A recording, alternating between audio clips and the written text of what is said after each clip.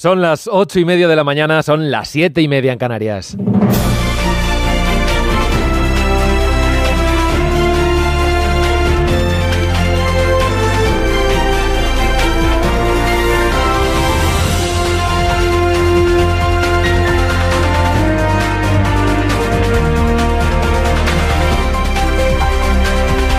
Desde las 7 de la mañana les estamos contando las noticias de este viernes, de este 9 de agosto de 2024, y hasta las 12:20 les vamos a acompañar en todas las emisoras de Onda Cero. La actuación, o más bien la falta de ella, de los Mossos d'Esquadra durante la aparición de Carles Puigdemont protagoniza muchas de las crónicas de la prensa este día. Leo en El Español que la decisión de que los únicos responsables del dispositivo para detener a Puigdemont fueran los Mossos se produjo casi de pasada, y que el papel de la Policía Nacional y de la Guardia Civil sería el de meros espectadores. Se lo cuentan fuentes que nos señalan a este periódico. Señala el diario que el jefe de los Mossos, el comisario Eduard Sellén, estaba de vacaciones hasta un día antes de la llegada del expresidente. Destaca el Independiente que los mandos policiales muestran estupor, ridículo absoluto, inacción total. El Mundo lleva hoy entrevista a Ayuso, que ha dicho: es todo tan esperpéntico que si me dicen que Puigdemont durmió en la Moncloa, también me lo creo. En esta línea, en La Razón, dice Luis María Ansón que una buena parte de lo que ocurrió ayer en Cataluña rozó el esperpento valleinclanesco. Una región española habitualmente tan seria y constructiva como Cataluña no se merece el circo montado por un delincuente derrotado en las urnas. Arcadi Espada cuenta en El Mundo que no había habido una butifarra, un tal apoteósico corte de mangas como el de Carles Puigdemont desde 1978, desde aquella tarde en la que Albert Boadella, burlando la vigilancia de los policías que lo custodiaban, se fugó deslizándose con una sábana por la fachada del Hospital Clínico para evitar un consejo de guerra. Bueno, leo en El Confidencial que nadie como Puigdemont ha cumplido con tanta disciplina la máxima del expresidente de la Generalitat, Josep Tarradellas, que en política se puede hacer todo menos el ridículo, hasta el punto de poner en cuestión el respeto institucional al cargo que tuvo, dice el artículo firmado por Marcos Lamelas, Marisol Hernández y Ana Belén Ramos.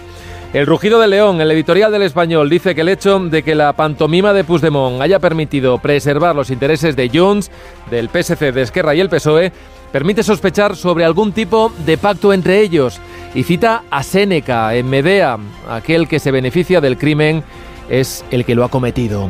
En Estados Unidos, los candidatos a la presidencia Kamala Harris y Donald Trump debatirán en televisión al menos una vez. Será el 10 de septiembre en la cadena ABC, aunque Trump ha propuesto que haya otros 2 debates el mismo mes.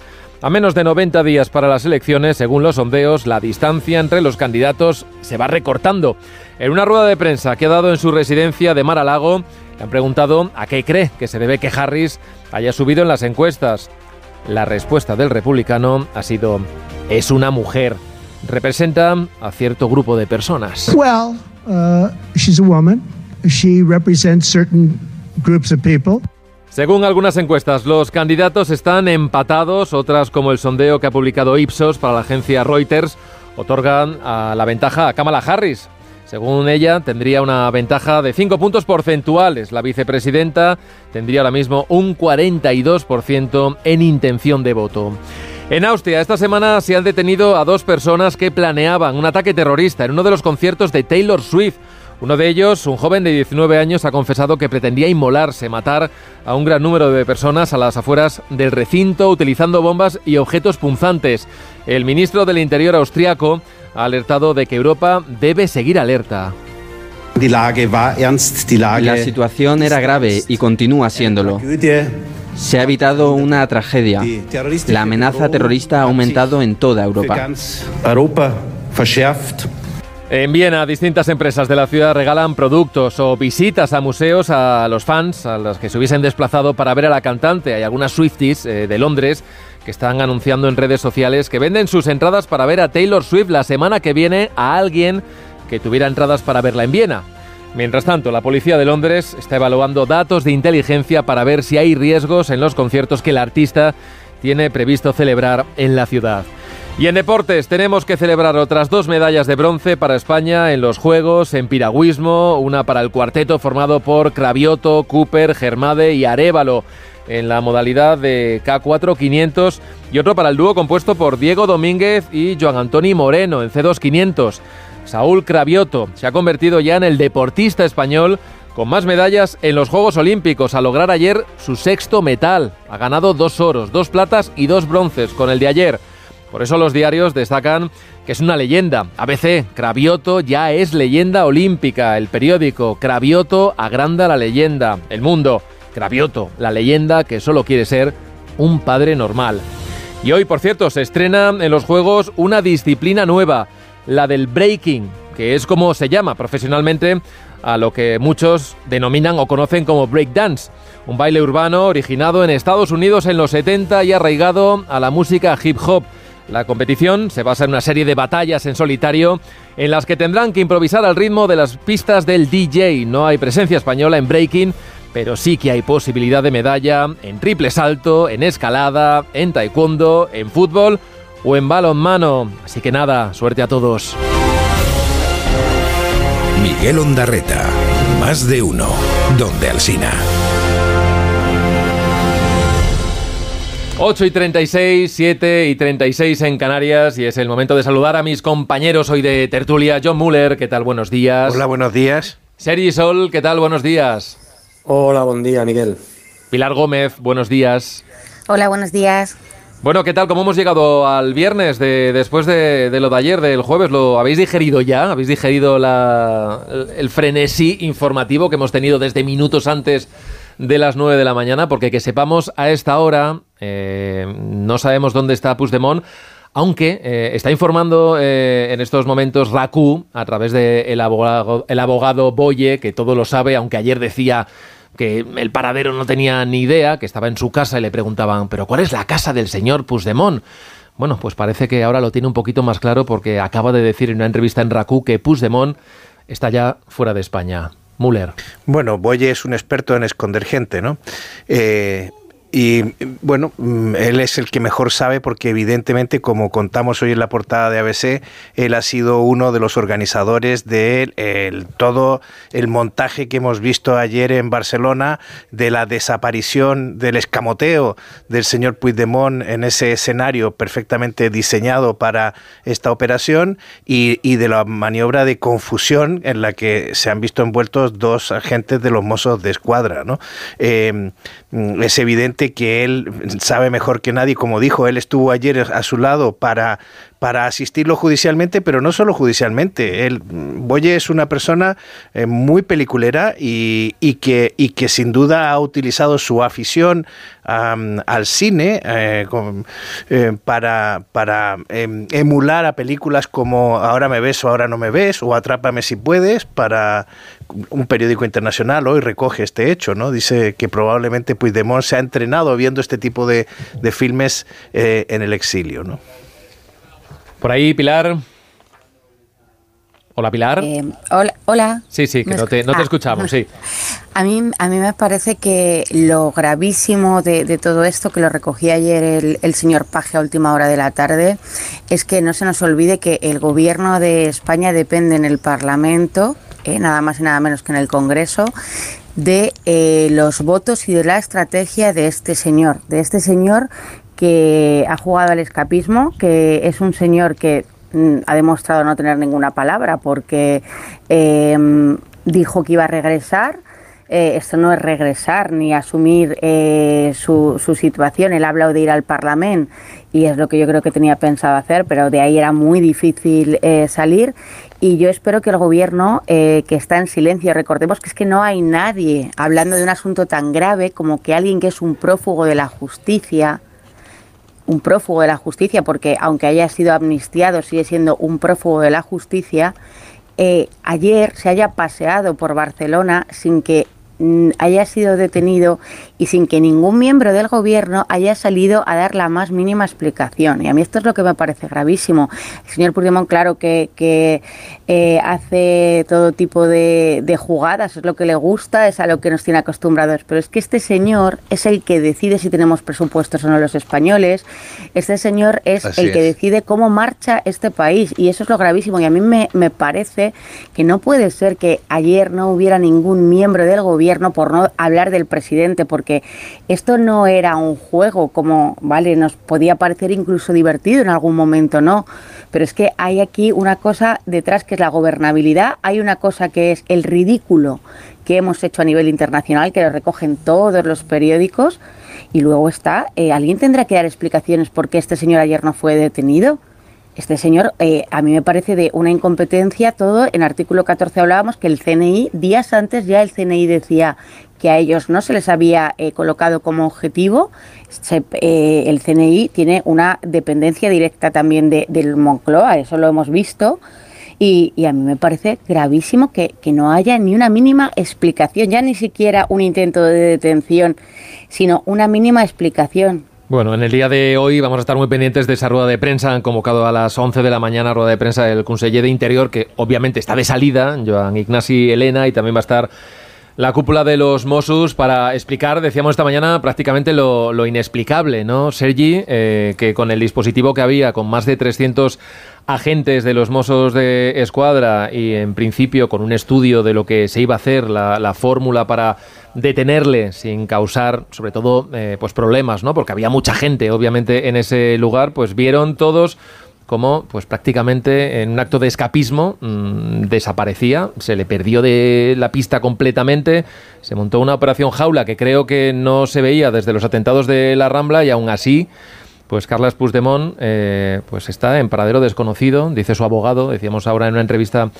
en la radio que ya está fuera de España. Esto también hay que cogerlo con pinzas, porque cualquier información puede ser interesada, y en cualquier caso también están contando ahora mismo Cataluña Radio que Puigdemont habría llegado a Barcelona, obviamente no en el día de ayer, sino 2 días antes. Sergi. Sí, yo me pasé el día ayer en el Parlamento. Estuve aquí 7 o 8 horas, porque me invitaron a una tertulia en Cataluña Radio, estuve siguiendo los acontecimientos in situ, y creo que vamos a decir que hubo una sorpresa general, entre otras cosas porque Puigdemont mintió a todo el mundo, mintió a los suyos, mintió también a la policía, y eso es muy significativo. Y digo que es muy significativo porque yo creo que Puigdemont tenía un acuerdo, o el entorno de Puigdemont había llegado a un acuerdo con la dirección de los Mossos de Escuadra. Si no, no me explico tampoco cómo estaba allí Eduard Sallent, que es el máximo comisario, el máximo responsable jefe, ¿no?, de los Mossos de Escuadra, que no suele estar nunca en ningún operativo. Pero que estaba allí porque previamente se había pactado la manera como se iba a proceder. Y eso también explica que Puigdemont acudiese al acto sin ningún tipo de problema. Puigdemont llega por la calle andando solo acompañado entre otros de Boye, pero se ve perfectamente, cuando llega en una calle ancha, se le ve perfectamente y no hay ningún intento de detención, porque creo que previamente eso se había pactado. Puigdemont, él los últimos días, en el último meeting que hizo al otro lado de los Pirineos, y luego esa carta incendiaria, digo incendiaria porque una carta incendiaria básicamente pues de venganza, ¿no?, particularmente con Esquerra Republicana por la consulta hecha a su militancia, por el resultado de esa consulta. Creo, por tanto, lo que estaba era pactado, clarísimamente pactado, que a Puigdemont se le iba a dejar hacer el acto, y posteriormente Puigdemont, como él mismo además había contado en reiteradas ocasiones, no se iba a perder por nada del mundo la investidura, fuera la suya o fuera la de ella. Y Puigdemont, mientras le están esperando, mientras se le monte el pasillo, yo creo que además el 99% de los diputados y demás que le hicieron el pasillo no sabían absolutamente nada, fueron comparsas en el del montaje, pasivas, pues siguen hacia la puerta de entrada del Parlamento, y es ahí donde Puigdemont, pues digamos, creo yo, traiciona el acuerdo con el que ha llegado con los Mossos de Escuadra y monta un operativo para fugarse, para irse.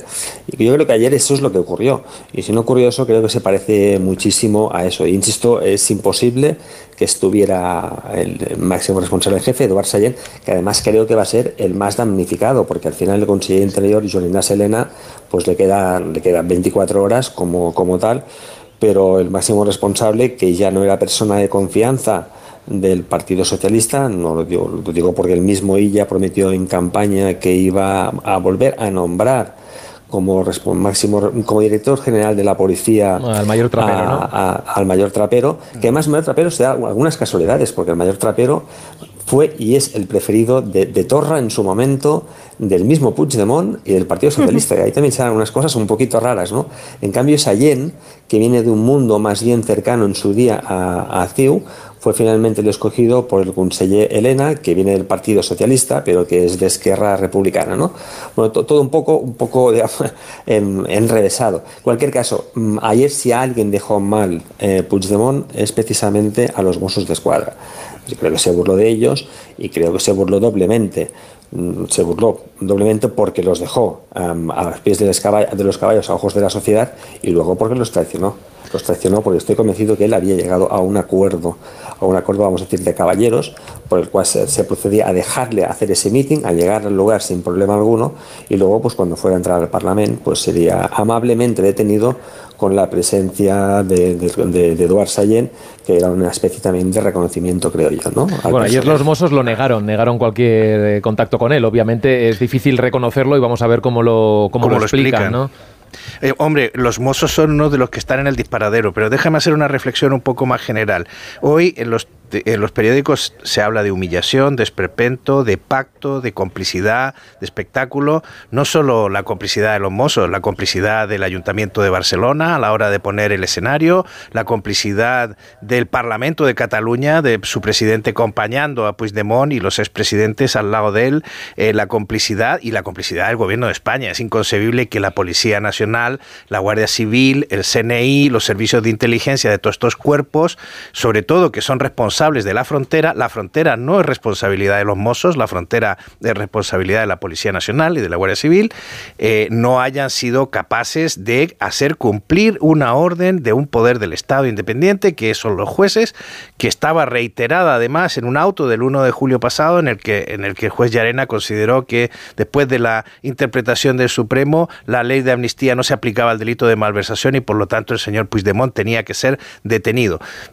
Claro, hoy la situación es que somos el hazmerreír del mundo, donde en todos los periódicos se hacen bromas con esto que decía yo de las películas, se hacen bromas con que la policía catalana juega al gato y al ratón con el señor Puigdemont. Nosotros aquí en España usamos el término esperpéntico de una doble manera, por una parte descriptiva, pero por la otra como un consuelo porque si no lo tomáramos como una manera esperpéntica de que transcurran las cosas, saldríamos a guerra civil por día.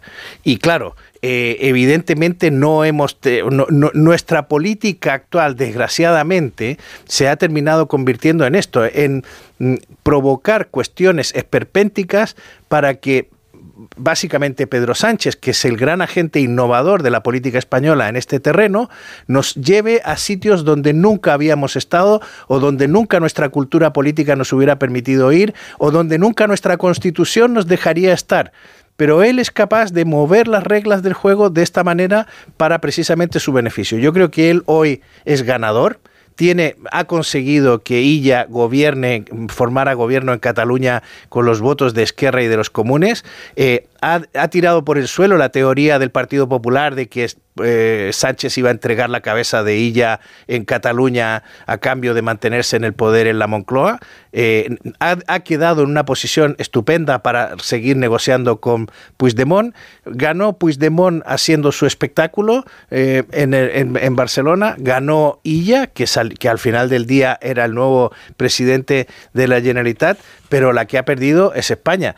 Yo me imagino cómo estará el juez Llarena, me imagino cómo estarán todos los jueces que en alguna parte de España deben encargar la misión de policía judicial a los Mossos d'Esquadra, que no tienen hoy ninguna credibilidad. Y es más, yo creo que los Mossos hoy deberían ser intervenidos en aplicación de la pura lógica racional y reorganizados.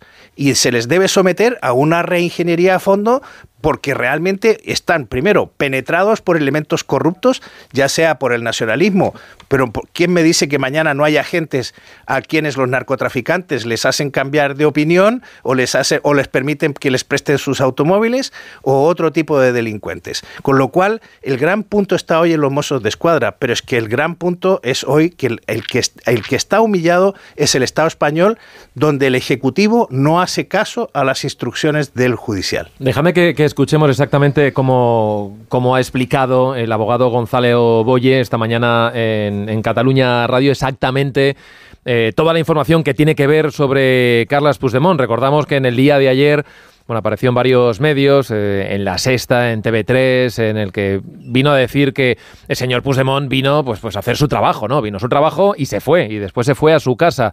Y le preguntaron, ¿usted sabía algo? No, yo no sabía nada, a pesar de que en el escenario se le ve perfectamente cuando se va, como le coge del brazo, le dice, vamos, y se lo lleva prácticamente en volandas. Bueno, esta mañana decía esto exactamente en Catalunya Radio. Le puedo confirmar que ha salido del Estado español, eso sí. Ha sortit de l'estat espanyol, ha sortit avui, en va sortir ahir? No, ayer. O sigui, ahir va marxar de l'acte d'Arc de Triomf i va sortir de l'estat espanyol immediatament. Yo no he dicho eso, pero he dicho que ayer ha salido. Bueno, no explica exactamente dónde fue inmediatamente después de ese acto bajo el Arco del Triunfo, pero él insiste en que está fuera de España. Ha dicho también que hablará en los próximos días y que Puigdemont dijo que estaría aquí en el pleno de investidura. Bueno, realmente dijo que estaría en el Parlamento, por matizar un poco, se quedó cerquita. Pero bueno, esa es la información que tenemos ahora mismo del señor Boye, que algo sabe, ¿no?, de las andanzas de su cliente más ilustre. Insisto, como el señor Boye tiene experiencia en ocultar gente. Pero sabe de todo, Boye, claro que lo sabe, pero ¿qué saben nuestros fuerzas y cuerpos de seguridad del Estado? ¿Qué sabían? Porque Sergi nos ha hecho un relato totalmente plausible de lo que ha podido ocurrir en los Mossos de Escuadra. Por supuesto que se negará, pero ¿qué ha ocurrido con el CNI? ¿Qué ha ocurrido con la Guardia Civil? ¿Qué ha ocurrido con la Policía Nacional? Puigdemont tiene que salir de Cataluña para salir de España.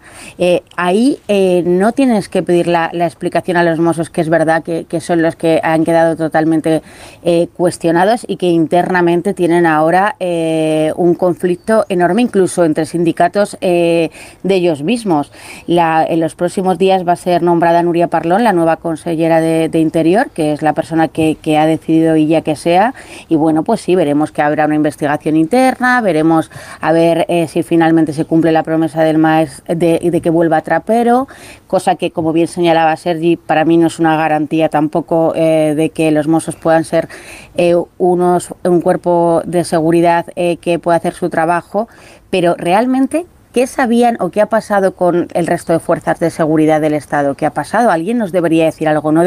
Ayer no debería haber una rueda de prensa, al menos del ministro de Interior, explicándonos qué ha ocurrido. Es que es un prófugo de la justicia, que esto no va de los Mossos de Escuadra solo, esto va de un fallo.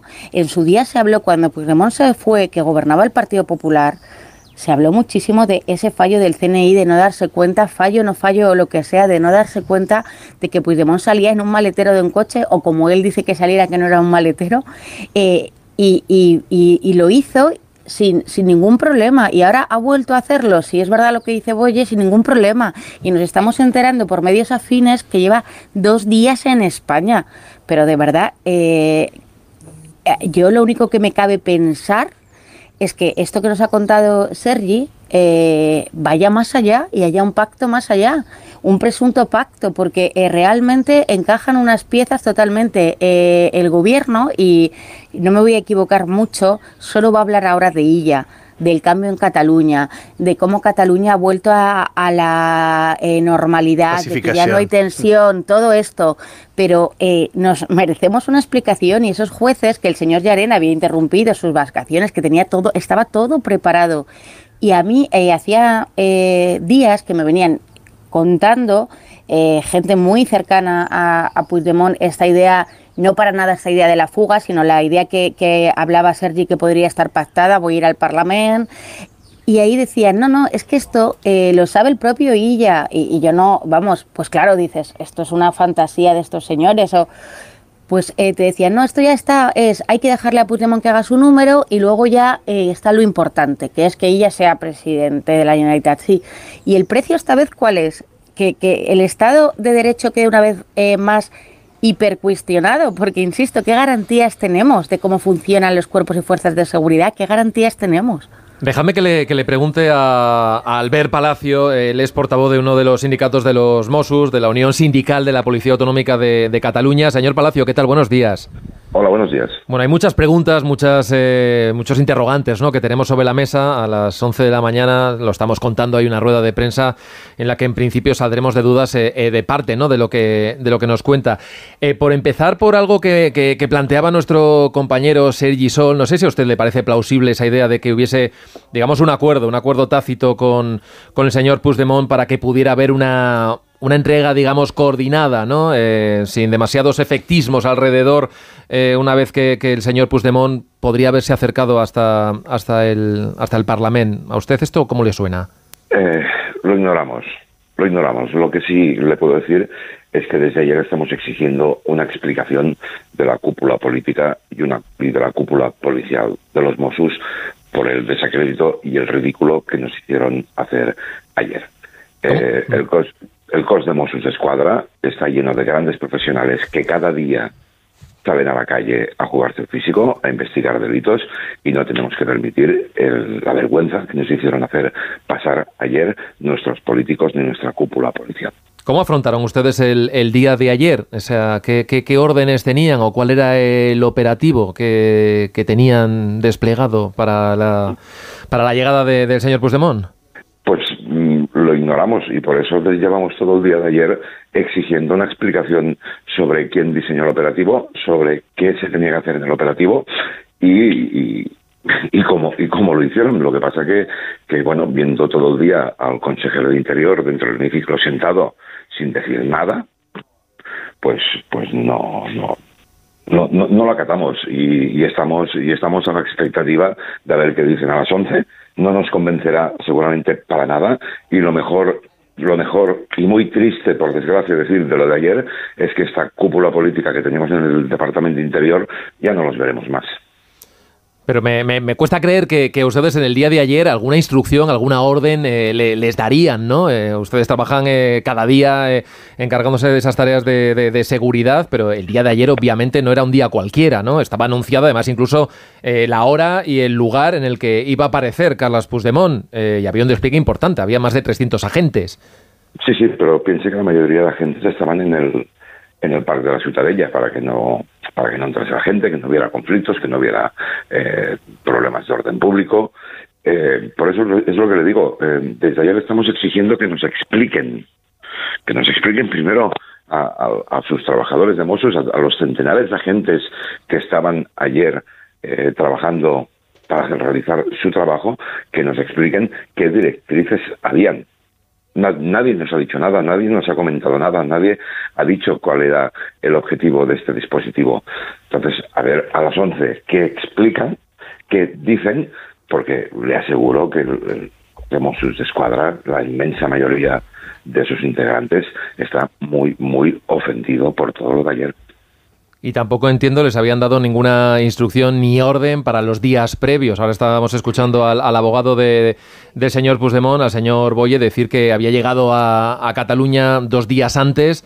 ¿Ustedes tampoco tenían ninguna información añadida para reforzar esa vigilancia en los días previos? Nada, no teníamos, al menos a nivel general, no teníamos nada. Ignoro si desde la División de Información o algún otro grupo de trabajo tuviera algún tipo de información, pero a ámbito general no teníamos nada, cero información. Si hasta el día anterior no sabían si iban a cerrar el Parque de la Ciutadella, quiero decir, ha sido todo un desacrédito y todo todo muy bochornoso, todo muy muy lamentable, y tener que oír lo que se dice sobre los Mossos, pues nos duele porque, repito, somos un cuerpo policial muy profesional y que cada día nos jugamos el físico en la calle. ¿Qué comentarios estaban haciendo ayer entre los compañeros? ¿Qué es lo que decían ustedes cuando vieron sobre todo el momento que asistimos todos en directo, ¿no? Lo fuimos contando porque estaban las señales de televisión y estaban los compañeros, los informadores allí directamente viendo cómo en un principio estaba el señor Puigdemont en el escenario, luego se montó esa especie de comitiva hacia el Parlamento y ahí ya no estaba Carles Puigdemont. A partir de ahí, ¿cuál era el comentario que tenían ustedes en los grupos de trabajo? Pues no entender qué sucedía. No entender qué sucedía, no haber una reacción rápida de la gente que se encargase del dispositivo. Yo, por ejemplo, pongo el ejemplo de que cuando detuvieron a Joyas habían drones en el aire. Ayer no sé si habían, lo que está claro que si hubieran habido drones en el aire, el coche. Yo tengo mis dudas que el señor Puigdemont estuviera en el coche, en el Honda Blanco. Tengo mis serias dudas, porque sí que se ve en una imagen que si una persona con su americana, pero no es el señor Puigdemont. Si hubiera habido drones, yo no creo que ese coche se hubiera perdido por Barcelona. Y en cuanto a la operación Jaula que se organizó, también hubo un fallo, ¿lo atribuye a la improvisación del momento? La operación Jaula para mí no se hubiera tenido que realizar. No se hubiera tenido que realizar. La última vez que se realizó fue por los atentados del 2017 de Barcelona y Cambrils. Sí que es un señor que está buscado por la justicia, sí que es un señor que se ha de detener, pero por los tipos de delito se ha de cerrar toda Cataluña con el coste que tiene esto para la ciudadanía. Pensamos que la operación Jaula tiene que ser para delitos muy graves, muy graves. Y el ponerla en marcha, pararla, pues fue otra manera de hacer el ridículo. Bueno, tenemos información ahora de que el juez del Tribunal Supremo, Pablo Llarena, ya acaba de solicitar informes tanto a los Mossos d'Esquadra, también al Ministerio del Interior. Quiere saber cómo se organizó ese operativo policial, el que estaba planificado para detener a Carles Puigdemont. Bueno, quiere saber, por ejemplo, también pues qué agentes eran los responsables del diseño operativo, quiénes lo aprobaron, a quiénes se les encomendó su ejecución y exactamente saber cuál era el despliegue, ¿no? El operativo aprobado y también el que estaba en la frontera. Entiendo que a ustedes esto que está pidiendo el juez Llarena, el Supremo, tanto al Ministerio de Interior como a la cúpula de los Mossos, les parece razonable. Es que es lo que estamos pidiendo nosotros desde ayer. Y los máximos responsables del dispositivo pues serían el consejero Elena, el director general de la policía, Pere Ferrer, y el comisario en jefe, Eduard Sallent. Son los tres máximos responsables de este dispositivo y son los que alguno de los tres ayer hubieran tenido que hablar. Por cierto, ¿cómo le suena el señor Trapero, al que también conocen y tienen experiencia de trabajar con él como futuro y previsible nuevo responsable de los Mossos? Pues mire, ¿sabe qué pasa? Que siempre se ha dicho que el Cos de Mossos d'Esquadra es un cuerpo jerárquico, no militarizado, y yo siempre he añadido 100% politizado. Ese es el problema. La policía actualmente en España y Cataluña está tan politizada que ya nos lo esperamos todo. Todo consejero de Interior que ha venido a los Mossos ha hecho bueno al anterior. En este caso, superar al consejero Elena será difícil, pero no nos fiamos. Es que ya no nos creemos nada de quien pueda venir a llevar el barco, porque en tema política la policía, tanto a nivel estatal como en Cataluña, en todos lados, está demasiado politizada y se ha de dejar de utilizar a la policía por cosas políticas. La policía tiene que hacer su trabajo y dejarla de lado de los movimientos políticos. Albert Palacio, portavoz de la Unión Sindical de la Policía Autonómica de Cataluña, gracias por atendernos y bueno, seguramente hablaremos con ustedes después cuando sepamos exactamente la justificación, ¿no? Las explicaciones de lo que ha ocurrido en las últimas horas. Gracias por atendernos esta mañana a Más de Uno en Onda Cero. Un saludo. A ustedes, vaya muy bien, buenos días. Bueno, 3 minutos pasan de las 9 de la mañana, enseguida vamos a contar todo lo que nos ha contado el portavoz del sindicato de los Mossos y vamos a analizar también qué hay detrás de esta visita fugaz del señor Puigdemont y todas las derivadas políticas. No se vayan, estamos enseguida de vuelta. En Onda Cero, Más de Uno.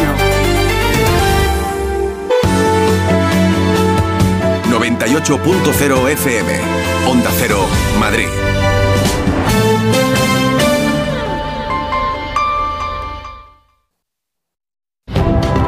Más de Uno en Onda Cero.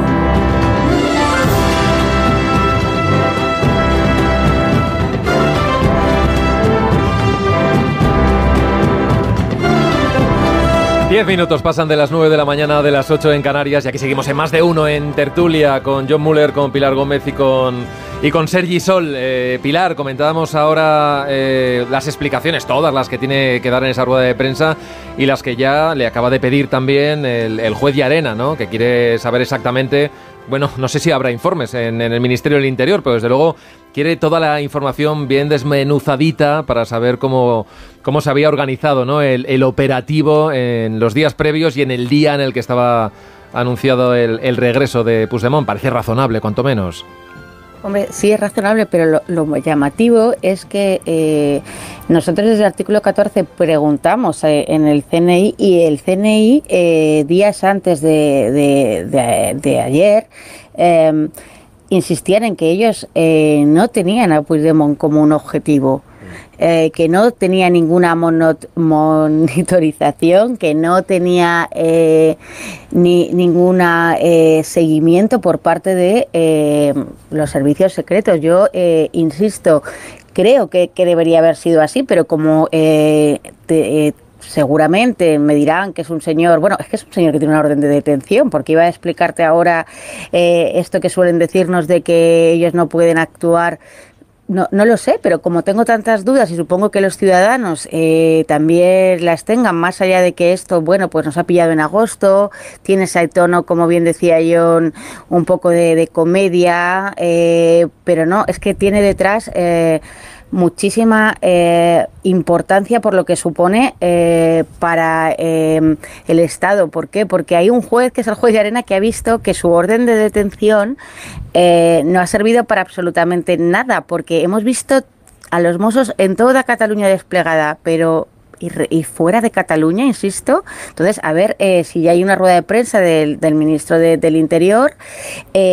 Espero que Salvador Illa, que tiene que va a nombrar a Núria Parlon, lo haga de una forma rapidísimo y se pongan ya a trabajar, dar explicaciones a los Mossos de Escuadra, porque como la persona a la que has entrevistado hay mucha gente dentro que merece también una explicación. Y vamos a ver si hoy yo, en este momento no tengo todavía ninguna confirmación por parte de Moncloa ni de Interior de que vaya a haber ninguna rueda de prensa.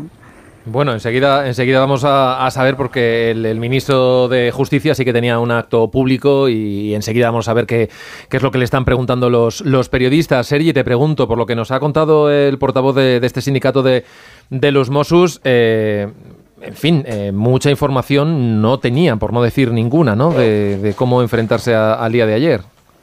Bueno, es que los sindicatos tampoco deben tener exactamente o deben compartir esa información. Aquí el error, en todo caso, es de la cúpula policial de los Mossos, y creo que el error básico, más allá de si a uno le parece o no aceptable que ese pacto que yo estoy comentando, por el cual se permitió a Puigdemont llegar a hacer su meeting, y luego pues se preveía, tenían muy claro que luego pues lo iban a detener. Lo tenían muy claro, entre otras cosas, porque eso fue lo que el relato de Puigdemont.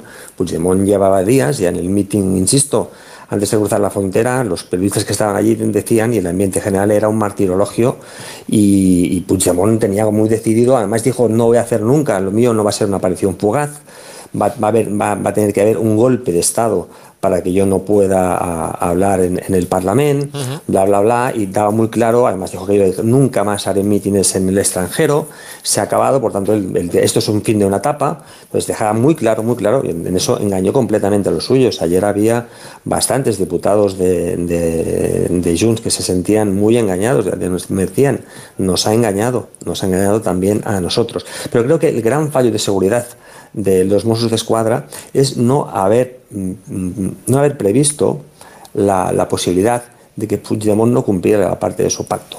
no haber establecido una vigilancia alrededor de Puigdemont para evitar precisamente eso, que en vez de irse hacia la puerta de entrada a la ciudadanía, de entrada al Parlamento, pues lo que hiciera fuera poner pies en polvorosa. Ahí creo que está el error inexplicable de los Mossos, ¿no? Esa confianza en que realmente Puigdemont iba a cumplir su parte del pacto.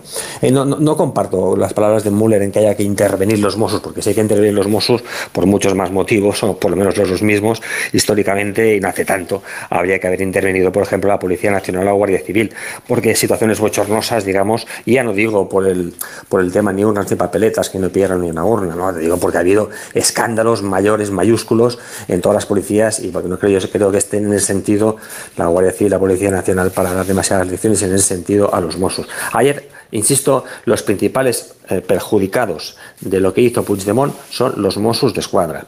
El que va a caer va a ser precisamente Eduard Sallent, va a ser, y no va a caer Elena sencillamente porque ya se va, ya ha expirado su mandato. Si ayer a alguien dejó mal Puigdemont, es a los Mossos d'Esquadra, a los que estoy convencido, y a su cúpula, a los que engañó.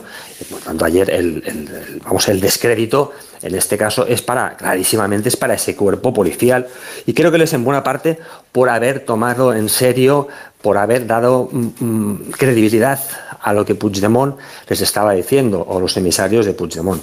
Creo que ese es el gran quede de ayer. E insisto también, hay muchos diputados de Junts que ayer se sintieron engañados, completamente engañados. Poco nada tiene que ver con el relato que ha hecho. Además, me acuerdo, por ejemplo, que dijo que jamás haría una aparición fugaz, que él era un tipo serio y no va a hacer una cosa de estas características. Pero es que el listado Sergi, el listado de ensoñaciones, de promesas del señor Puigdemont. Sí, mira, fíjate, tengo un tuit, precisamente ahora lo recordaba, tengo un tuit de 7 de febrero de 2008 donde él dice: desde mi habitación veo los corzos del zoo, que es cuando él presuntamente tenía que venir a la investidura, ¿no? Pues estaba diciendo, que estaba allí mismo, estaba al lado, porque el zoo está en la misma ciudadella, ¿no? O sea, él mentiras, jugar a la mentira, jugar a engañar a su parroquia, que también cabe decir que es menguante, ¿eh? Ayer había 3.500 personas según los Mossos d'Esquadra, unos cuantos más según Junts, pero yo creo que eso en 2018 hubieran sido pues igual 150.000. Ha ido cambiando todo, no creo que sea solo una cosa porque era principios de agosto, creo que es más profundo. Puigdemont sigue teniendo a sus hooligans, él es un hombre, creo, cada vez más endiosado, pero ha ido menguando clarísimamente la influencia que tiene, y también se nota en los resultados electorales. Acordaros que dijo que él se presentaba para ser destituido, ¿no? Y le sacó el Partido Socialista 200.000 votos, que no son pocos. 200.000 votos le sacó el Partido Socialista. O sea, él además se perdió la mayoría independentista por primera vez, ¿no? Y creo también, además, que hay que interpretar las claves Puigdemont más que con su enfrentamiento, en este caso con Llarena. En este actual pulso es un enfrentamiento con Esquerra Republicana, y creo que queda muy claro en la carta que hizo, que es una carta incendiaria, no contra Llarena o contra el Estado, es una carta incendiaria contra Esquerra Republicana. Puigdemont en estos momentos, si a alguien odia, es a Esquerra Republicana y a sus dirigentes. Bueno, os adelanto algo de lo que está diciendo el ministro de Justicia. Félix Bolaños está en París, está atendiendo ahora a los compañeros periodistas, y bueno, además de hablar de lo bien que nos va a ir a los jugadores españoles en las distintas disciplinas, bueno, le han preguntado por el operativo policial en el día de ayer, el que garantizaba que se iba a aplicar esa orden de detención del Supremo, y lo que ha venido a decir es que todo corría a cargo de los Mossos, que responsabilidad del Ministerio del Interior bien poquita. Y ha dicho que el conseller saliente va a informar de los detalles, y luego ha abundado en la idea en la que ya hemos visto que se mueve el gobierno, ¿no? En la de que se está abriendo una nueva etapa política en Cataluña, que eso es lo importante, y lo demás no voy a decir que sea anecdótico, pero desde luego con el cambio de gobierno que va a haber y con la salida del conseller, con el responsable de la cúpula de los Mossos, pues digamos que van a querer pasar rápidamente de lo que ha sucedido, ¿no?, en las últimas horas. Bueno, como avanzaba Pilar, efectivamente el discurso del gobierno ha ido por ahí. O sea, Félix Bolaños acaba de decir que hoy es el primer día del futuro de Cataluña y que ayer quedémonos con lo importante. No ha dicho no con el esperpento del señor Puigdemont. A mí esto de que los políticos nos digan qué es lo importante, esto es muy bueno. En fin, siempre lo suelen hacer como... Lo importante es que ella se va a preocupar de la sanidad, de la educación, de la economía, del empleo, que es lo que le interesa a la gente en Cataluña, y no de las efusiones nacionalistas como las que representa... Que no decimos que no sea importante, porque problemas los hay. Desde luego los servicios públicos todos quieren tener los mejores. Bueno, lo que no sé si... Sí, los servicios públicos sin duda. Lo que no sé si eso depende exactamente del encaje institucional que un territorio tiene en un determinado estado, ¿no? Esto es una cuestión... Eso forma parte de la inviabilidad del proyecto de Salvador Illa. Yo creo que ayer Alejandro Fernández estuvo muy bien en un momento en que le dijo a Salvador Illa: usted en definitiva no es tan diferente al señor Sánchez, con otro estilo ardillesco, dijo, ¿no? Que un calificativo que yo no conocía. Usted con su estilo ardillesco. Pero iba por la línea de las buenas formas, ¿no? Sí, de las buenas formas. Seguramente no le vamos a escuchar gritar, es calmado, tiene un tono muy dado a la buena educación. Sin embargo, es igual que Sánchez porque solo busca el poder. Y luego los nacionalistas le criticaron. Llobé, por ejemplo, dijo que quería saber qué señor Illa era el que teníamos enfrente, si el de hace unos años, el de ahora, el que estuvo como ministro de Sanidad, etcétera. Yo creo que hay una parte que está causando un gran problema dentro del ámbito socialista, que es cómo se va a conseguir materializar este pacto fiscal que parece estar detrás o en el eje de esta coalición de gobierno, de esta coalición para la investidura que se ha creado en Cataluña. Yo creo que ese es el punto crítico, ¿no? Una financiación singular. Y luego hubo ayer una parte del discurso del señor Illa, bueno, con la que no puedo estar de acuerdo. O sea, para él dijo: la verdad está definida por lo que vota la gente. Yo creo que no, que la verdad no está definida. La verdad política puede ser, pero la verdad no está definida por lo que vota la gente. No es la gente la que establece en una votación democrática qué es verdad y qué no lo es. Y luego esto de una España plurinacional dentro de una Europa federal, ¿no? Esto es como un acertijo metido en un embuste, metido en un holograma, ¿no? Balcánicos por dentro, federales por fuera, dice hoy una columnista del País al respecto de esto. Y aquí es muy interesante, y a lo mejor Sergi nos puede ilustrar más de eso, sobre si se ha roto el independentismo catalán. Si ayer el discurso de Puigdemont fue el momento en el que realmente ya podemos decir que se ha roto. Yo veo que Puigdemont y los suyos están perfectamente vivitos y coleando, y que se está sembrando en el acuerdo de coalición en torno a Illa todo lo que van a ser los agravios del futuro, que dentro de muy poco tiempo vamos a estar viendo nuevamente en acción. Müller, Sergi, por las alusiones a lo que te decía Müller, yo por ampliar un poco la pregunta, no sé realmente, llamadme ingenuo, qué gana o qué ha ganado Puigdemont con esta visita realmente, o sea, para sus fines, porque desde luego, no sé, lo veremos en los próximos días, ¿no? Pero ¿cuál era realmente el objetivo? Porque si uno era dinamitar la investidura, no lo ha conseguido. Illa ya es presidente. Si quería acelerar, digamos, los trámites para la aplicación de la amnistía y que del Supremo avanzara más rápidamente al Constitucional, bueno, los tiempos son los que son, y yo creo que en el Supremo ya no tienen dudas, la próxima vez que anda por aquí, de que hay riesgo de fuga. Entonces, ¿cuál era el objetivo realmente de Puigdemont para seguramente lo que nos diga, ¿no? Cuando hable, que ha sido un éxito y que está muy feliz con lo que ha hecho? No, yo parto, ya lo he dicho antes, que Puigdemont está absolutamente endiosado, es un tipo cada vez más egocéntrico. Y que no habla con nadie, entiendo, más allá de con su abogado. Y que va a la suya, no hay más. Él siempre piensa en él. ¿En qué piensa Puigdemont? En él. Puigdemont piensa en la independencia, piensa en él. Puigdemont sabe en estos momentos todos los objetivos que plantea son una quimera. Entonces, ¿qué está pensando? Piensa en él, en su figura, en su proyección, y le es absolutamente igual. De hecho, es una situación como bastante irregular, yo creo que eso no ocurre en ningún otro partido, en que un tipo que dice ser militante de base mande más que cualquier otro. O sea, no hay contrapesos en otros partidos, hay una presidencia, hay una secretaría general, pero un tipo dice ser militante de base que mande al punto que manda Puigdemont, eso no ocurre en ninguna otra parte. Las asambleas ejecutivas de Junts, sus direcciones, simplemente no se debate nada, simplemente se traslada las ideas de Puigdemont y normalmente se pide, Turull suele pedir, hacer confianza y no hay más. Eso es lo que tenemos en estos momentos.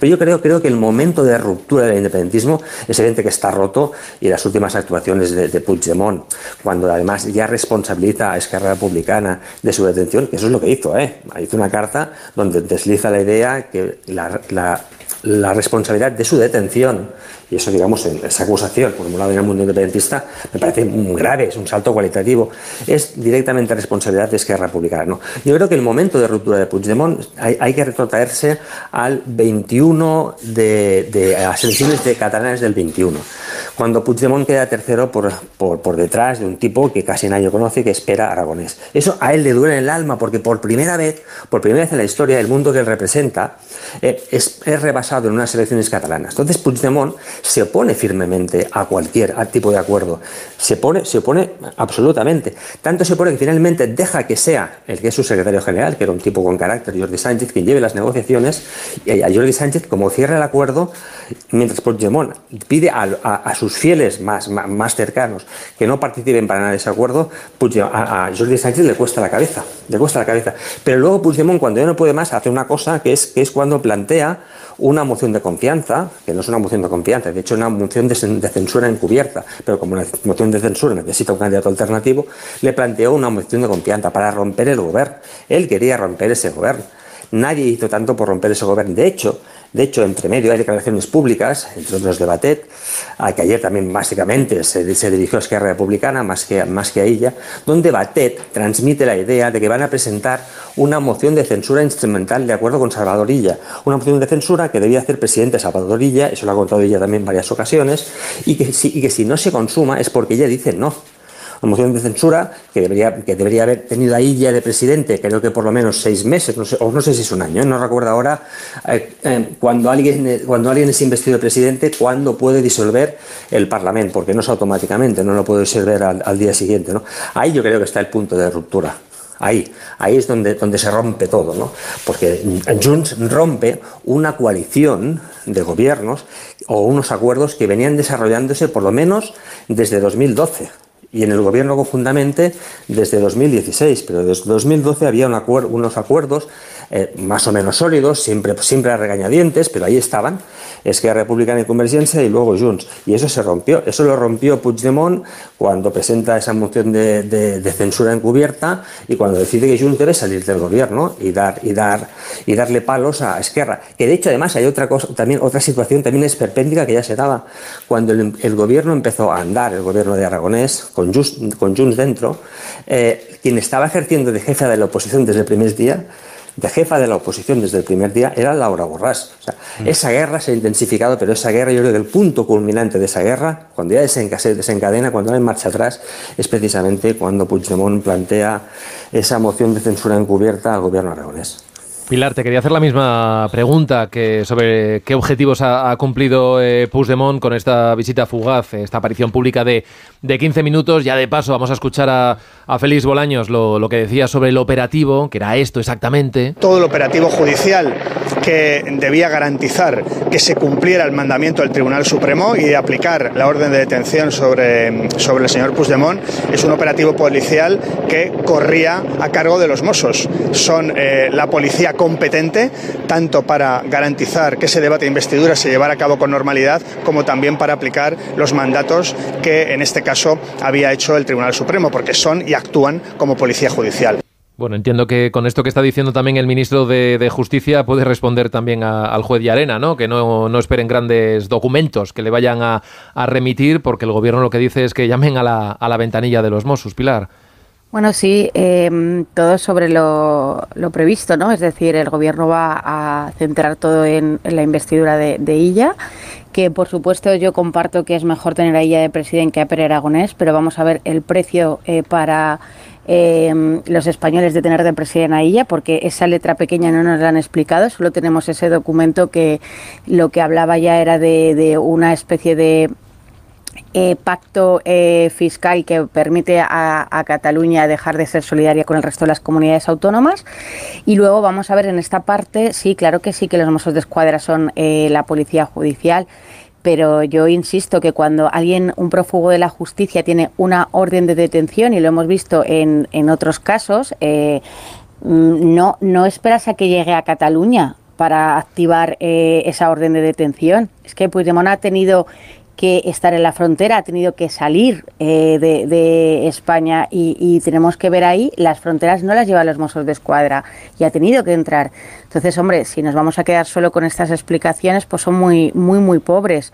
Me parece que va a ser la tónica y que a partir de ahora... bueno, vamos a ver qué relato y cómo Puigdemont también metaboliza todo esto, metaboliza ese pacto con RC.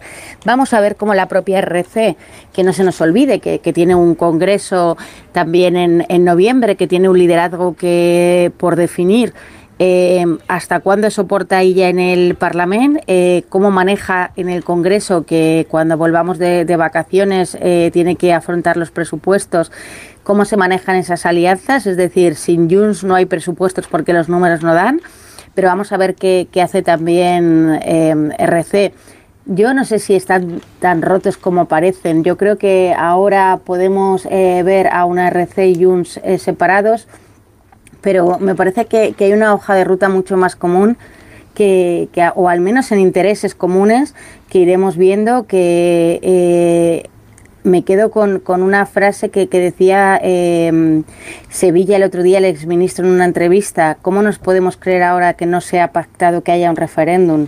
Entonces vamos a ver hacia dónde va esta legislatura de ella, que ojalá sea mejor para los catalanes y para el resto de españoles que lo que hemos tenido con RC, porque se ha visto claramente que la sanidad, se ha visto los problemas que han tenido con la sequía, se ha visto que había una dejación de funciones total por un gobierno que estaba también cojo en el momento en que rompió con Junts.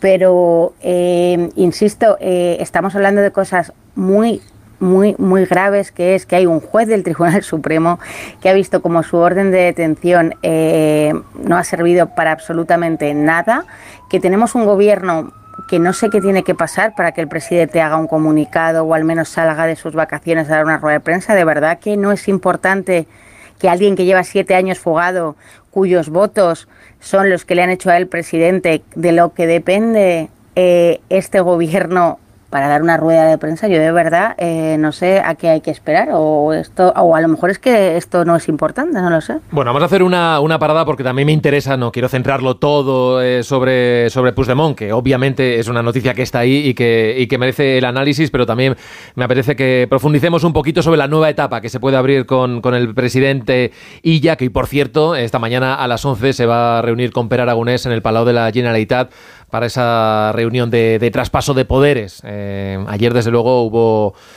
bastantes buenas palabras de unos a otros y reconocimiento también a lo que había hecho Pere Aragonés en sus años de gobierno. De esto vamos a hablar a vuelta de pausa. Más de uno.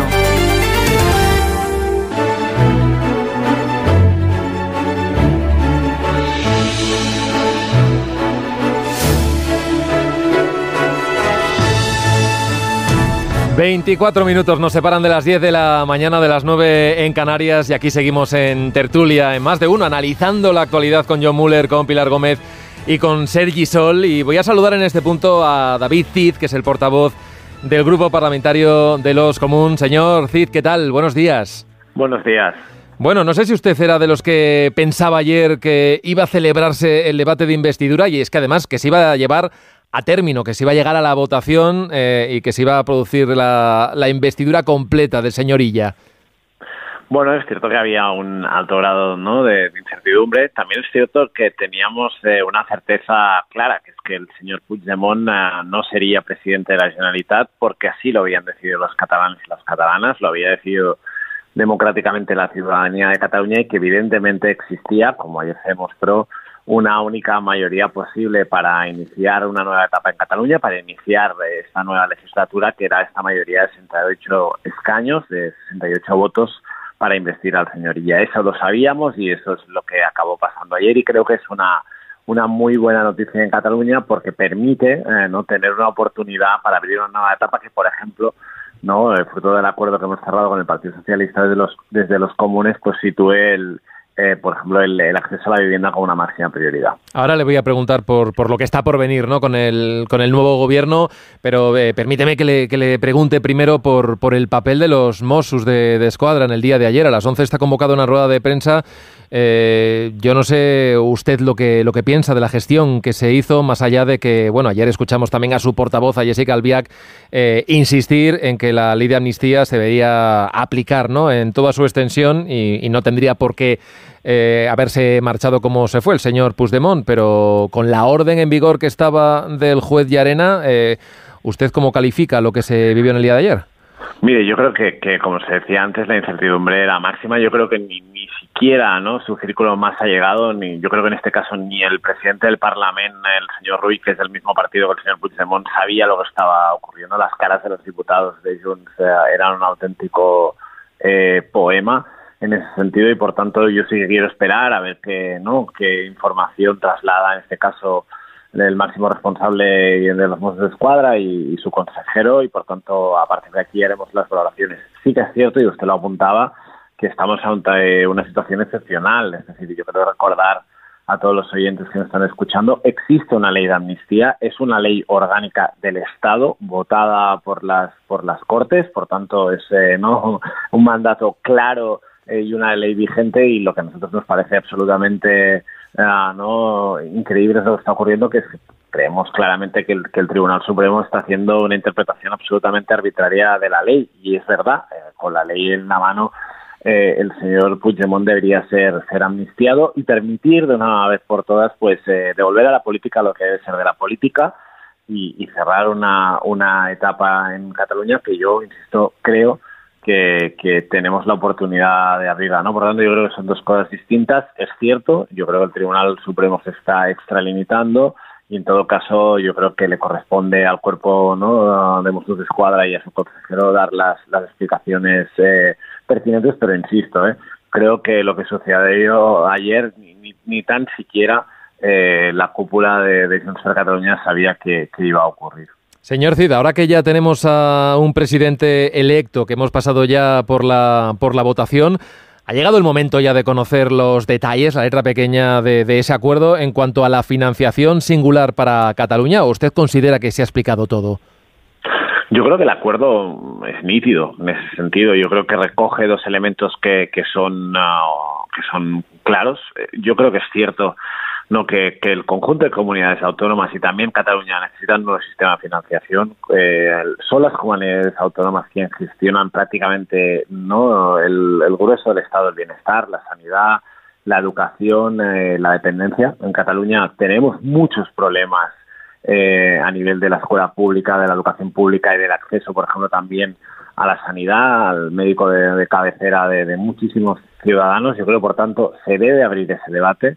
En segundo lugar, creo que es bueno también explicar que, ¿no?, el estatut vigente y avalado también por el Tribunal Constitucional reconoce a Cataluña un autogobierno singular.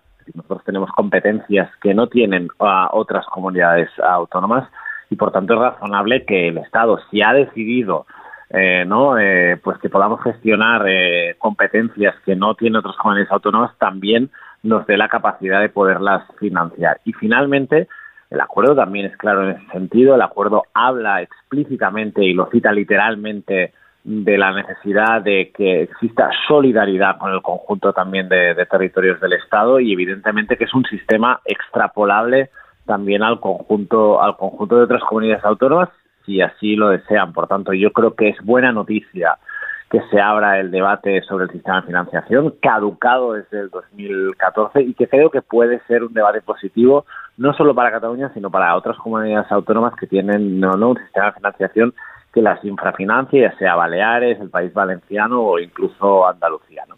El único límite que se sitúa a la solidaridad, y me parece absolutamente razonable, es a igual esfuerzo fiscal. Miren, en Cataluña, también fruto del papel que hemos jugado los comunes, mantenemos el impuesto de sucesiones, mantenemos el impuesto de patrimonio, aumentamos el impuesto en este caso de rentas del trabajo, el IRPF, a las rentas más altas, a los ricos, y lo que no es razonable es que comunidades autónomas gobernadas por el PP, evidentemente Madrid, pero País Valenciano, Andalucía, rebajen los impuestos a quien más tiene y luego pidan que el Estado les compense vía financiación. Eso no puede ser, y eso en realidad es lo que está provocando fenómenos como la España vaciada, es decir, mucha gente se va a vivir a Madrid por el régimen fiscal, que es absolutamente disparatado y que genera esta situación de desigualdad territorial y de desigualdad entre españoles. Yo creo que eso sí que realmente es lo que genera desigualdad, y eso hay que atajarlo claramente. Señor Cid, si todo está tan claro, toda la letra pequeña se ha explicitado, ¿cómo justifican ustedes que haya tanta preocupación? Ya no le hablo de las comunidades gobernadas por el Partido Popular, sino también las que están gobernadas por el Partido Socialista y en los territorios en donde están también en la oposición el Partido Socialista, incluso dentro de Sumar.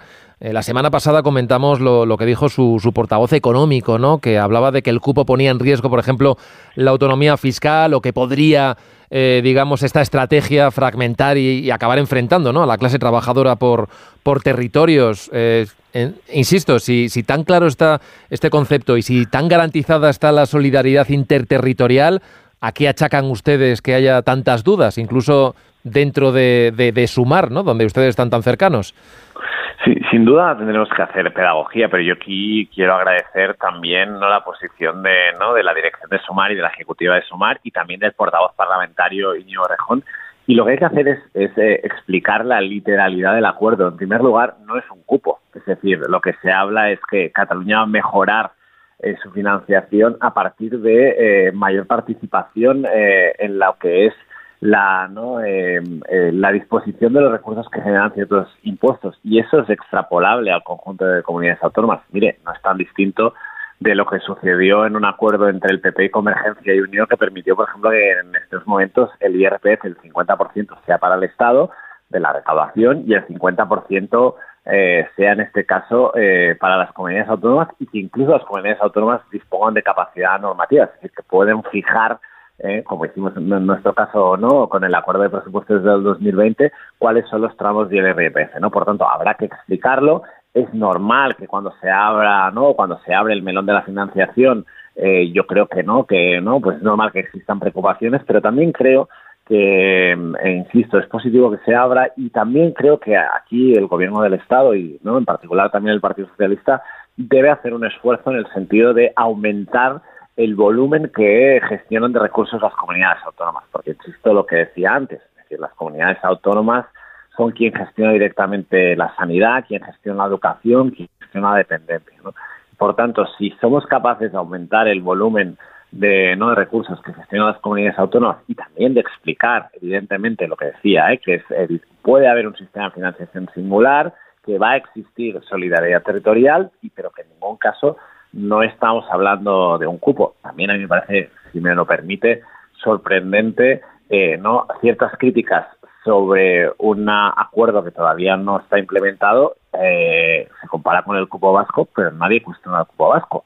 Es como mínimo, en cierto modo, contradictorio, ¿no? Pero en todo caso nosotros lo vamos a explicar también, evidentemente de la mano de Sumar, pero creo que es una buena noticia para el conjunto de comunidades autónomas. Mire, yo le voy a dar un dato, es decir, Cataluña somos prácticamente el 18% de la población española y recibimos recursos como si fuéramos el 13%.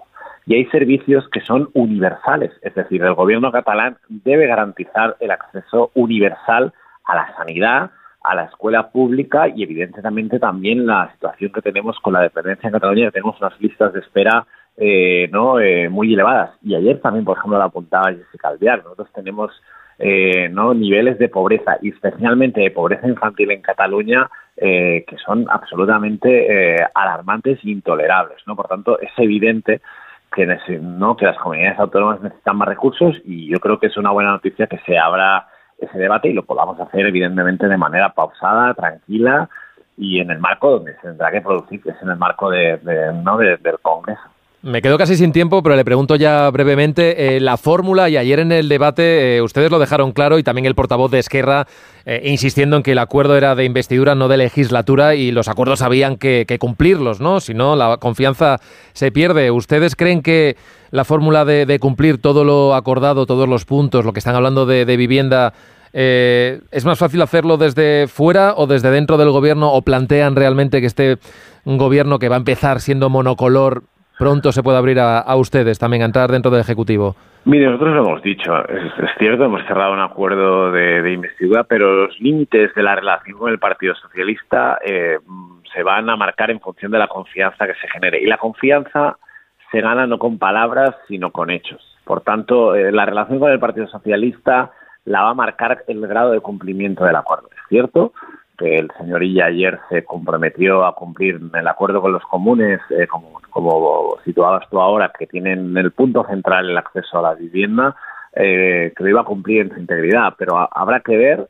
Es cierto que hemos llegado a un acuerdo muy ambicioso, del cual nosotros estamos muy satisfechos, pero también es cierto que tuvimos un candidato Illa y un final de legislatura por parte del Partido Socialista en posiciones muy conservadoras, ¿no? Y por tanto habrá que ver.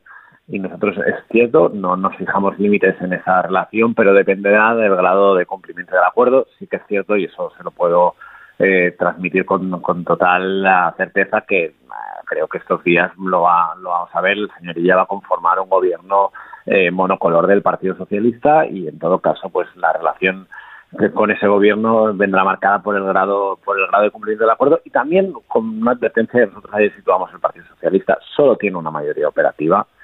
Son estos 68 escaños de los cuales forman parte, evidentemente, el Partido Socialista y Esquerra, pero también los escaños de los comunes, que son imprescindibles, y si quiere que la legislatura realmente sea esta oportunidad para abrir una nueva etapa, deberá cumplir, evidentemente, el acuerdo con Esquerra Republicana, pero también con los comunes.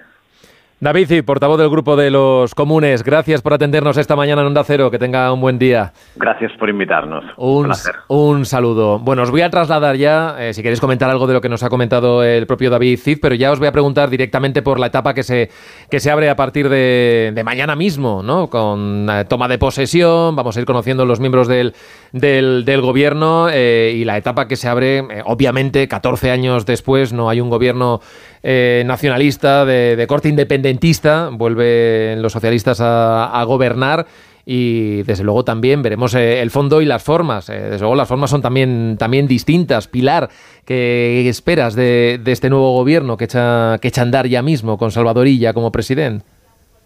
Y creo que Salvador Illa puede ser un buen presidente de la Generalitat, y es una persona templada, y creo que puede ser buena, y ojalá sea capaz de ser el Salvador Illa que algunos conocemos, que no es un Salvador Illa que renegaba de la amnistía que ayer defendió, y que es un Salvador Illa que siempre se ha dicho que era un constitucionalista puro, es decir, que defendía todo eso. Lo que pasa que ahora lo tiene que demostrar, porque ese Salvador Illa ha mutado en un candidato a la investidura que ha entregado a RC en ese pacto. Vamos a ver hasta dónde llega. Ha entregado la solidaridad y el principio de ese reparto que recoge la propia Constitución. Vamos a ver si es capaz de aguantar la presión de RC, porque yo insisto, hay que ver qué va a hacer RC en esta legislatura. Pero bueno, espero que en lo básico devuelva la institucionalidad a la Generalitat de Cataluña, que no se deje secuestrar por esos votos, porque es que se nos olvida que ella tiene también esa piedra en el zapato, que es que en cada votación va a depender de RC. Ojalá ella pueda hacer de ella, pero me temo que va a ser difícil. Sergi. Yo creo que deberíamos recordar que ella es presidente de la Generalitat precisamente porque suscribió unos acuerdos con Esquerra Republicana que efectivamente son una enmienda a lo que había venido diciendo ella en los últimos años. en todos los ámbitos. Por tanto, si él ha firmado unos acuerdos y se ha comprometido con estos, como parece ser que es un hombre de palabra, pues imagino yo que los cumplirá. Y si no los cumple, pues habrá roto el acuerdo de investidura, ¿no? Los acuerdos son diáfanos en todos los ámbitos, empezando, por ejemplo, por el tema del catalán. Y ya había mantenido una posición, digamos, yo no sé si contraria a la inmersión lingüística, pero por lo menos para él presentará dudas. Es evidente que esto no va a ocurrir ahora. El día que vamos a ver, por lo menos el ILLA, que ha firmado unos determinados compromisos, va por otros derroteros. Lo mismo en la financiación. Yo creía que este acuerdo jamás se habría podido materializar, porque creía que jamás ILLA iba a asumir a una de las cosas que ha asumido públicamente. Luego veremos en qué se traducen, porque como se suele decir, del dicho al hecho hay un buen trecho. Pero vamos, el ILLA, o por lo menos los compromisos que ha asumido hoy ILLA, no tienen nada que ver con lo que ILLA decía hace unos años. Yo me he quedado sorprendido escuchando las inconsistencias del discurso del señor Cid. Me ha gustado oír que efectivamente las rebajas de impuestos hacen que haya gente que se sienta atraída por los territorios que mantienen impuestos bajos. Lo que no es verdad es que las rebajas de impuestos de Madrid hagan que Madrid sea menos solidaria con el resto de España. Al contrario, ahora mismo Madrid, junto con Baleares, son algunas de las comunidades que están poniendo más recursos para que los servicios comunes tengan el mismo nivel en todas partes de España. Y si no lo tienen, es por otras razones, entre otras cosas, por ejemplo, el gobierno podría explicar por qué Ceuta y Melilla tienen el caos sanitario que tienen y del que se habla muy poco. Cuando se empieza a sacar el argumento del dumping fiscal de Madrid, que es un argumento que le encanta además a la ministra de Hacienda y que se ha esforzado dictando leyes específicas para intentar neutralizar esas bajadas de impuestos, bueno, pues aquí la verdad es que reina la demagogia. Cuando Madrid baja impuestos, estamos hablando de 2.000 millones que afectan a los madrileños directamente. Yo veo que en las elecciones eso no tiene reflejo.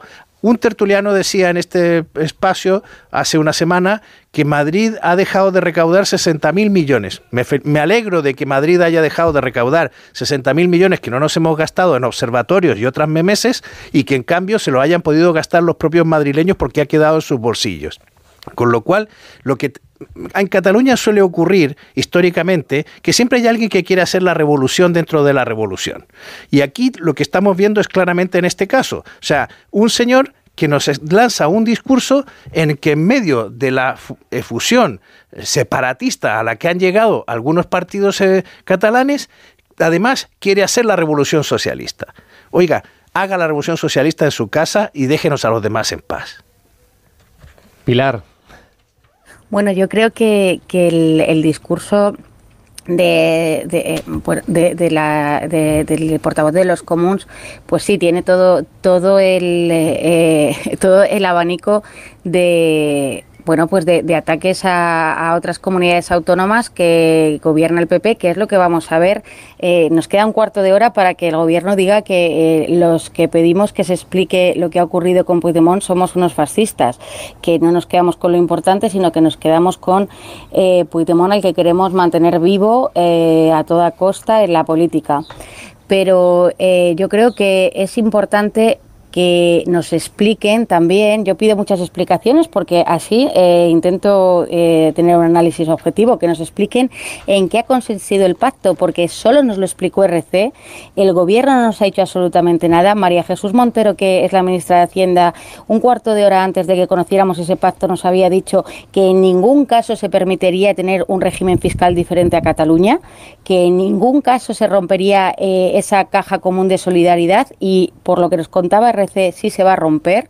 Y yo de verdad espero que como nos están dando este agosto tan frenético, pues salgan a dar ruedas de prensa, y eso debería, que para eso estamos trabajando. Y eso debería pasar ahora, que ya están los votos amarrados, que se ha votado, y que el señor Illa ya es presidente electo. Por cierto, os cuento ya, no va a dar tiempo a comentarlo, ya teníamos la certeza por lo que había dicho el abogado Boye, que Puigdemont estaba fuera de España. Jordi Turull, secretario general de Junts, también ha pasado por RAC1 y nos lo ha confirmado. Lo ha confirmado también, ha dicho que Puigdemont está ya camino de Waterloo, que estaba en Barcelona 2 días antes y que él mismo, el señor Turull, ha pasado la noche en el sur de Francia. Así que, por si había alguna duda, pues parece que también han hecho el viaje juntos. Así que, bueno, veremos si quiere dar algún detalle más, pero Carles Puigdemont ya está fuera de España, camino de su residencia en Bélgica.